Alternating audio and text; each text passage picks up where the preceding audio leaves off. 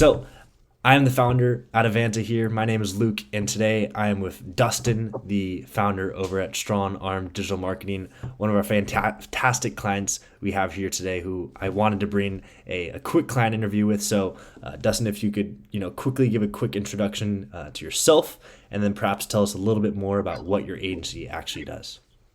Yeah, well, I'm Dustin Saxic. Like we've said, I run Strongarm Digital Marketing. And what my company does, well, I started in marketing years ago, and then when COVID hit, everything kind of crashed for all of us marketers. So we had to find a new way to do things. Otherwise, it was just sitting on our hands waiting to be hired again when no one wanted to hire marketers because everyone was scared. So realizing that the next day after I was laid off, I started up my company. CRO copywriting background, but I changed gears pretty quickly because I like working with small business owners, and I kind of got tired of the big company politics, like internal politics within a big corporate place.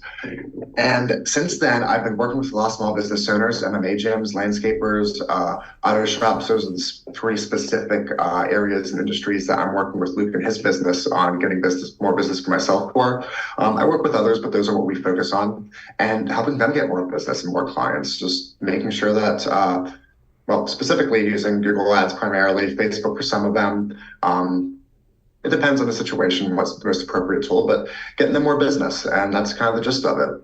Totally. And I mean, that was awesome what you said about COVID. Obviously, first thing to get laid off. Super cool that you started company day after. I didn't even know that on our part. But in terms of getting into it, I mean, in terms of that client acquisition part, how did that look like in your agency before actually stepping on? So maybe, what were the main sources of acquisition and, what were you doing, but maybe didn't feel like was producing the results you really wanted to, right?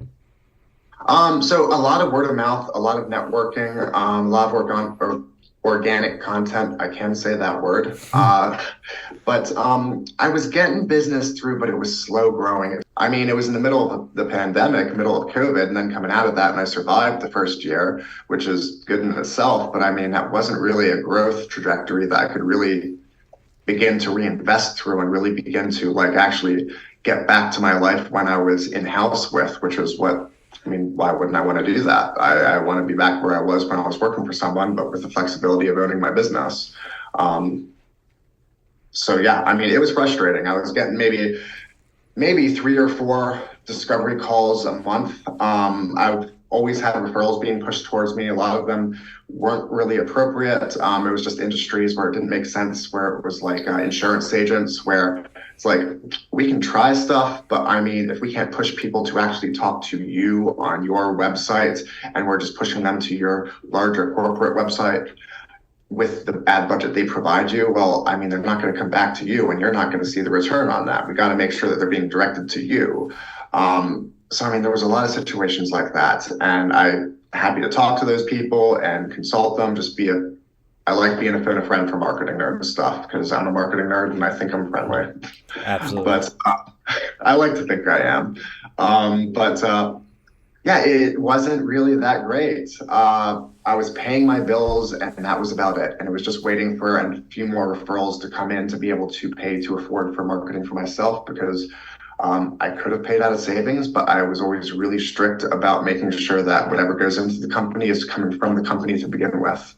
Yeah, So, totally. Now, that was a great background in terms of what had happened before. Now, obviously, we had started working just around 9 weeks ago. Now, in terms of results that you actually achieved during those 9 weeks, what does that really look like on your end?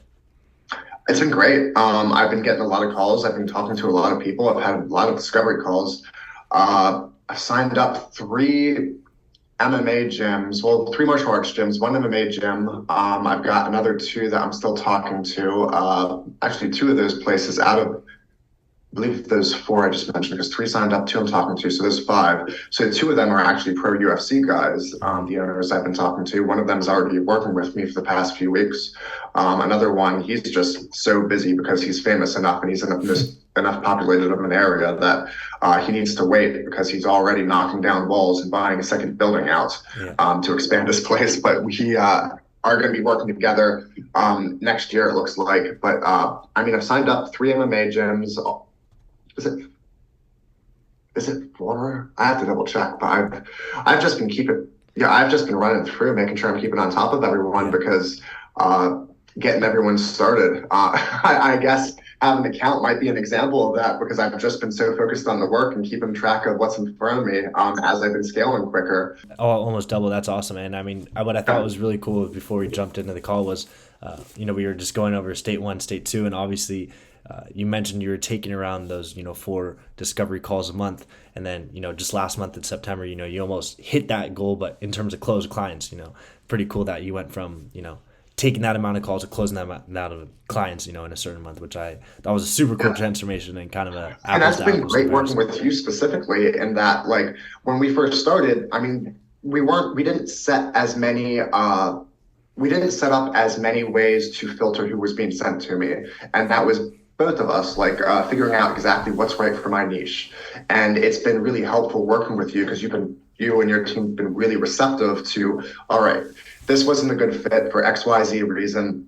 So let's refine it so in the future that doesn't happen. And Mhm. as we've done that refinement, sales, the closing on all my discovery calls, they've been going up. So, Awesome. I mean, as we work together and have been sifting through who was a good lead to send to me, just that good communication back and forth, well, it's been more and more worth my money because, well, more and more of those people are qualified leads as we discover what that really looks like in these different audiences. So it's getting easier and easier to close them. Absolutely, absolutely. And then obviously outside of the quantifiable numbers in terms of revenue and clients closed, has there kind of been any other existential kind of impacts of working with us besides those numbers, obviously? Um, it's well, not a little, it's reassuring seeing that growth happen more consistently now. Being able to get some more solid forecasting on where I'm going and planning things out more credibly. Because Absolutely. when I was getting those referrals, when I'm doing organic outreach, and I still do those things, I had maybe $900 in one-offs last month from that kind of work, Hmm. which I mean that's nice, and it helps. It's money I can reinvest and use to get stuff going, or just get for myself. But it's not something; those aren't. That's not something you can really forecast with and build on top of because it's one and it's done. Getting that retainer revenue, getting those clients set up to keep coming back, building that relationship with them where they know that you're doing good work and they trust you and you're working together, that creates a solid foundation where I'm able to know that this revenue is going to keep coming in the future and I can start to budget really my future off of it as Hmm. opposed to, well, now I've gotten it's the opposite of that feast or famine problem that a lot of Totally. people have when they start their business with their Totally. whether they're freelancing or they've just started a company. You do all your onboarding, you do all your outreach, you get all these clients in, then you're just hammered with a workload. And then, all right, well, now I've been doing all this work and I don't have anyone coming in the pipeline Yeah. corrects for that. So I have consistent growth and it eliminates that feast or famine problem that you see with a lot of freelancers or starting businesses. Totally, totally, and I think that's super crucial point that you mentioned there in terms of getting out of that state. Once you're out of that state, that's obviously a point when you can reinvest in the business, grow on top of that. So I think that's one of the crucial, almost turning points for an agency owner within their tenure of down the line. Now, in terms of first hearing about us, obviously as an agency owner, I'm sure you probably get hit up quite a lot on cold email, whether it be something similar in terms of lead generation. So what kind of piqued your interest in terms of our perhaps message to you and our maybe pitch, if you will? Um, I mean, I had talked to a couple other people that do SMS messaging, email messaging in the past, and it was just I've always wanted to do it, and I think it honestly a little bit of it was luck, Mm. but also I was able to go with you before any of the other guys just because you had a lower price point that I had been saving up as long as I could off of that really low income for my business. But I was saving, and I was able to hit that with you guys before the 2x, 3x entry startup cost of the other places that had reached out to me. Gotcha. So I mean, it made it so that I was just able to start more easily. Totally. And then it isn't necessary. I'm already at this point, but we talked about if I didn't make my initial investment back, you'd be able to give that back to me. So that really helped just feeling more secure in what I was doing. Uh, I mean, I'm getting past that point now. We're not going to need it, but it helped just get past that hurdle of, well, it's taken me this long on this small income to be able to save to this point. If I lose this money, I might be in trouble. That's a setback where like I could have invested it in other places and well, now I don't have that investment available. But that's not an issue now. Totally, totally, yeah. That's obviously the guarantees are in place, so reverse risk from everyone's side. So that's awesome that you bring that up as well. Now, in terms of the kind of working relationship, maybe for maybe a potential agency on the outside looking in, kind of how's that day to day relationship in terms of our inner workings together between our agency and your agency, obviously. It's been good. It's been good. Yeah, anytime I have feedback, mostly it's been with the matter of just making sure people are qualified. So working together to suss that out and just getting those details sorted so that like when I'm giving you feedback, well, you act on it. And like, okay, we find a variable that doesn't work for me and I let you know and it doesn't come up again. Absolutely, yeah, love that, and that's one of the biggest things that we've learned from a relationship like this is how easy it is to actually qualify those leads. Just if there's communication there, you let us know exactly who you're looking for. We can vet. I can relay that to the team. They can vet those out before. So that's been super crucial and learning experience for both sides, which obviously we love to adapt to stuff like that. So and in terms of recommendations, for a potential agency that maybe watch an interview like this, perhaps we've done a discovery call with them. Why should someone maybe bite the gun and take the bullet with us, if that makes sense? Um, it's a lot less stress in terms of figuring out your growth. Get more people booked. I mean, it was what, like a week to get things fired up and then 2 weeks Yeah. to start booking. Mhm. I don't know all the details behind the email marketing, like the details and like the domain management stuff. But I know there's a warm up period there, but it was really quick. I was kind of surprised at how quick the turnaround was for when I was getting calls booked. And in that like very first week, I was getting conversations going with people that were very good leads, and I've been able to start closing deals with them, getting more business. It's it takes a lot of the stress off of figuring out where the next client is coming from. It really helps free you up. It's mentally just a huge relief. Knowing that that's coming, knowing that, all right, maybe like we've been able to figure out like we're getting like a client every few weeks or every few months, wherever your stage is, maybe every couple of days, but like being able to expand your outreach to have a consistent pipeline and knowing that, all right, um, depending on my services, in my case, it's as a marketing agency working with SBOs. I can work with a lot of different industries all over the country. I have clients in Spain that I work with and in Israel that I work with. And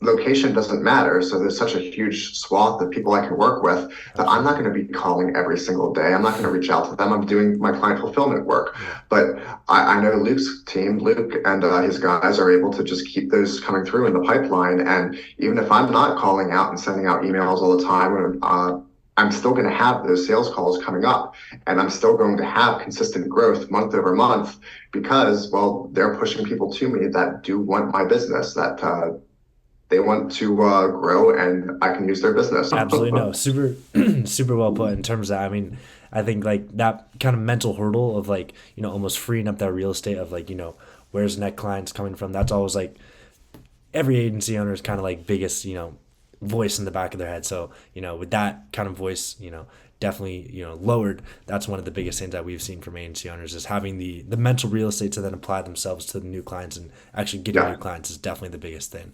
Now in terms of last question that I always love to ask these clients on every one of these interviews is what can we actually do to improve. Obviously we love feedback, so if there's anything you may have for us that you could recommend, we'd love to implement and anything like that, so feel free to shoot on whatever subject you may. I gotta think on this one. This is the only thing that's really like at any point been frustrating, and we addressed it pretty quickly, and we like are regularly improving in this way. Is just making sure that everyone is qualified up front, and we did talk Yeah. about that before we started, but it was just a matter of finding things that I didn't anticipate that Totally. then we were able to sort out, and it never came up again. So I mean, that's the first thing. It's kind of a question like applying it to the lead qualification, then of, well, what are the things that I am not thinking of yet at the moment, Mhm. and Mhm. what do I know that I'm not aware of? Yeah, yeah, Which yeah, is that's kind of a you don't know until you see it sort of thing. So totally. maybe Uh, yeah, I guess if there are industry specific, like target industry specific concerns. Um, I don't know, maybe making a database of like some of those concerns to apply in the future for other Totally. businesses, so that they have less of a time coming to terms with that sort of situation than I did. And that's just a matter of working in different industries for more time and then just writing down the list of things that happen so you can cross reference it with new people and say, hey, is XYZ something you want to be concerned about or you want to be mindful of? And then they can let you know. So maybe that's it. And that would be situational depending Totally. on who you take on. Yeah. But that's the only thing that really comes to mind for me. Absolutely no. That's great feedback and stuff we can absolutely implement into our onboarding process, our systems, our fulfillment. So totally, we'll take that back and implement on it as we may. Now, obviously, that's all the questions I had for you. Obviously, super stoked the results you have gone, and continue to look forward to an awesome partnership with you guys, and continue to help you grow. Into whatever you look into the future in terms of where you want to scale your agency. We will always be there for you, and we super look forward to continuing this relationship. Definitely. So do I.